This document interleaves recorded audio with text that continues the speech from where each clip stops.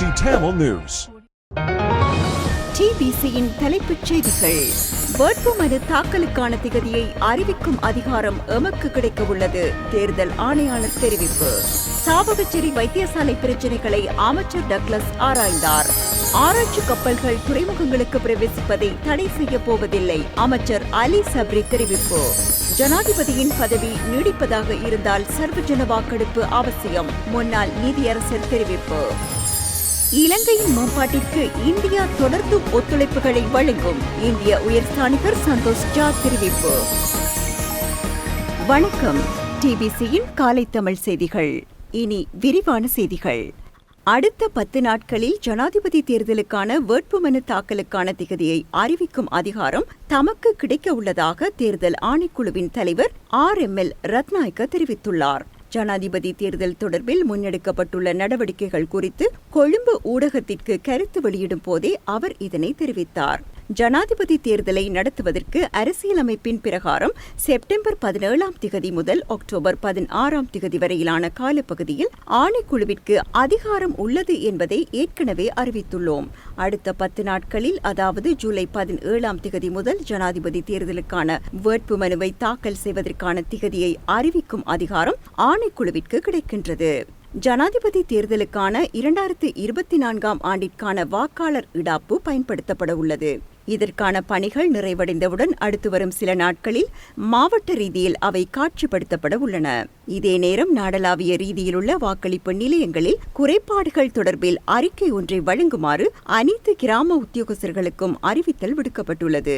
அத்துடன் வாக்களிப்பு நிலையங்களை அமைப்பதற்கு தேவையான மேலதிக நடவடிக்கைகள், தேர்தல் கண்காணிப்பு தொடர்பில் முன்னெடுக்க வேண்டிய விடயங்கள் சம்பந்தமாக மாவட்ட செயலாளர்களுக்கு அறிவுறுத்தல்கள் வழங்கப்பட்டுள்ளன.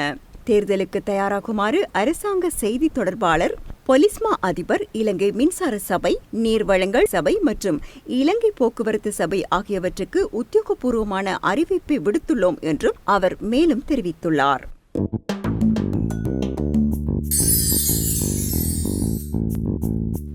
சாவகச்சேரி வைத்தியசாலையில் இருக்கும் பிரச்சினைகளை புதிதாக நியமிக்கப்பட்டுள்ள அத்தியட்சகர் சீர் செய்ய முற்பட்ட வேளையில் பிரச்சினைகள் ஏற்பட்டதாக சொல்லப்படும் நிலையில் நேற்று காலை வைத்தியசாலைக்கு நேரடி விஜயம் செய்த அமைச்சர் டக்ளஸ் தேவானந்தா நிலைமைகளை ஆராய்ந்துள்ளார்.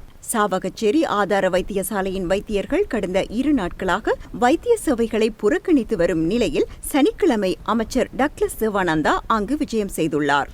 வைத்தியசாலைக்கு விஜயம் செய்ததுடன் வைத்திய அத்தியட்சகருடன் வைத்தியசாலை நிலவரங்கள் தொடர்பாக கலந்துரையாடினார். இதன்போது வைத்தியசாலையை மேம்படுத்த தன்னால் எடுக்கப்பட்ட சில நடவடிக்கைகளின் போது ஒரு சில வைத்தியர்களுடன் ஏற்பட்ட கருத்து வேறுபாடுகள் என்று வைத்தியசாலையை இவ்வாறானதொரு இக்கட்டான நிலைமைக்கு கொண்டு சென்றிருப்பதாகவும், வைத்தியர்களின் பணி புறக்கணிப்பு காரணமாக கடந்த 24 மணித்தியாலங்களாக தனி ஒரு வைத்தியராக நின்று வைத்தியசாலையை இயங்க வைத்து நோயாளர்களை காப்பாற்றி வருவதாகவும் வைத்திய அத்தியட்சகர் அர்ச்சுனா தெரிவித்துள்ளார். இதனை விட வைத்தியசாலையின் அவசர சிகிச்சை பிரிவு மற்றும் சத்திர சிகிச்சை கூடம் ஆகியவற்றை இயங்க வைக்கக்கூடிய சாத்தியப்பாடுகள் ஆளணி காணப்படுவதாகவும் வைத்திய அத்தியட்சகர் அமைச்சரின் கவனத்திற்கு கொண்டு சென்றிருந்தார். மேலும் வைத்தியசாலையில் கூடிய பொதுமக்கள் வைத்தியசாலை வழமை போன்று இயங்க வேண்டும், இல்லையேல் வைத்தியசாலையை இயக்க கோரியும் மாபெரும் போராட்டத்தை முன்னெடுப்போம் எனவும் பொதுமக்கள் அமைச்சரிடம் தெரிவித்தனர். இந்த நிலையில் குறித்த விடயம் தொடர்பில் துறைசார் அமைச்சரின் கவனத்திற்கு கொண்டு சென்று சுமூகமான தீர்வை எட்டுவதற்கு நடவடிக்கை எடுக்க முயற்சிப்பதாக அமைச்சர் தெரிவித்திருந்தமை குறிப்பிடத்தக்கது.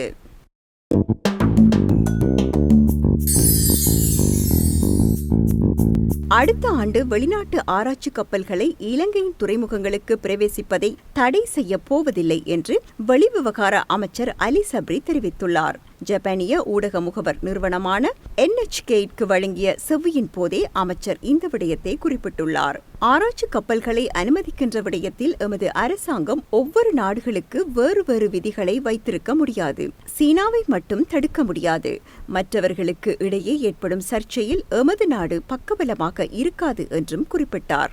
அதே நேரம் சோனார் பொருத்தப்பட்ட கப்பலை வழங்கும் ஜப்பானின் திட்டத்திற்கு நாங்கள் நன்றிகளை தெரிவித்துக் கொள்கின்றோம். அந்த கப்பலூடாக இலங்கை தனது சொந்த தரவுகளை சேகரிக்கும் வாய்ப்பை பெற்றுக் கொள்கின்றது என்றும் அவர் கூறியுள்ளார்.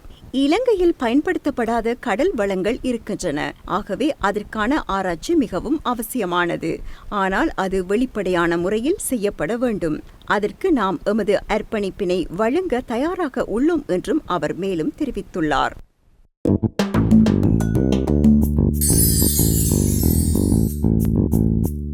19வது திருத்த சட்டத்தின் பிரகாரம் ஜனாதிபதி ஒருவருக்கான பதவிக்காலம் 5 வருடங்களாகவே உள்ளதோடு அதனை நீடிப்பதாக இருந்தால் பாராளுமன்றத்தில் 3/2 பெரும்பான்மையும் சர்வஜன வாக்கெடுப்பும் நடத்துவது அவசியமாகும் என்றும் முன்னாள் நீதியரசர் சரத்தின் சில்வா தெரிவித்துள்ளார்.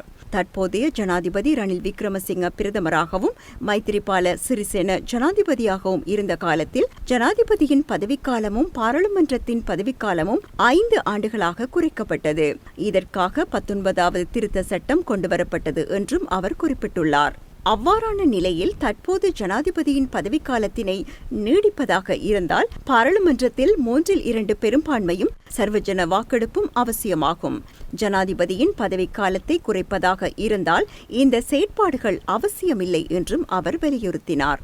ஜனாதிபதியின் பதவிக்காலத்தினை முறையற்ற வகையில் நீடிப்பதானது மக்களின் இறைமையை கேள்விக்குள்ளாக்கும் என்றும் குறிப்பிட்டுள்ள அவர் நிறைவேற்று அதிகார ஜனாதிபதி முறைமையை நீக்க வேண்டியது அவசியமாகும் என்றும் தொகுதி முறைமையிலான பாராளுமன்ற தேர்தல் முறைமையே பொருத்தமானது என்றும் அவர் சுட்டிக்காட்டினார்.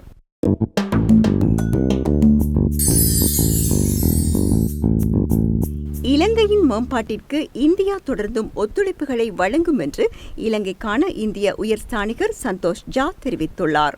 காலி ஹால்டிகோல் ஹோட்டலில் நடைபெற்ற கல்வி நவீனமயமாக்கலின் புதிய அத்தியாயமாக தென் மாகாணத்தின் 200 பாடசாலைகளுக்கு கணனிகள் வழங்கும் நிகழ்வில் கலந்து கொண்டு உரையாற்றும் போதே அவர் இதனை குறிப்பிட்டார்.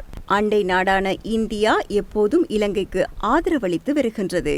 இந்தியாவின் வெளியுறவு கொள்கையில் இலங்கை உயர்ந்த இடத்தை பிடித்துள்ளது என்றும் அவர் சுட்டிக்காட்டினார். இலங்கைக்கு தேவையான தொழில்நுட்ப அறிவு வசதிகளையும் உதவிகளையும் இந்தியா தொடர்ந்து வழங்கும் என்றும் அவர் உறுதியளித்துள்ளார். இத்துடன் டிபிசியின் காலை தமிழ் செய்திகள் நிறைவடைகின்றன. மீண்டும் இன்று மாலை எமது மாலை தமிழ் செய்திகளோடு இணைந்து கொள்ளலாம். வணக்கம்.